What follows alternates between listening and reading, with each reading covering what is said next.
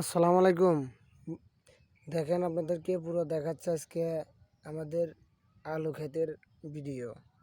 দেখতেই পারতেছেন আলু গাছ অনেক লম্বা হয়েছে। এবছরে আলুর দাম অনেক বেশি, তাই এত টাকা করে কিনে খাওয়া গার্হস্থ ফ্যামিলি, কৃষক ফ্যামিলির পক্ষে সম্ভব না। সেজন্য আলুর আবাদ করেছি। ইনশাল্লাহ আলু ভালো হবে আশা আছে।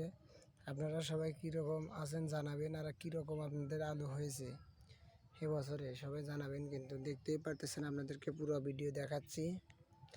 দেখেন আমাদের আলু গাছ কত ফাঁকে ফাঁকে বোনা হয়েছে, তাহলে গাছগুলি মোটা হবে। এত সুন্দর করে বোনা হয়েছে, সবাই দেখতে পারতেছেন।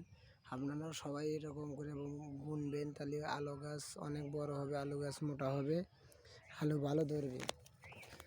দেখেন গাছগুলি কত সুন্দর আছে। ইনশাল্লাহ এখন পানি দিতে হবে, পানি দিলে পরে আলুগুলি ভালো হবে।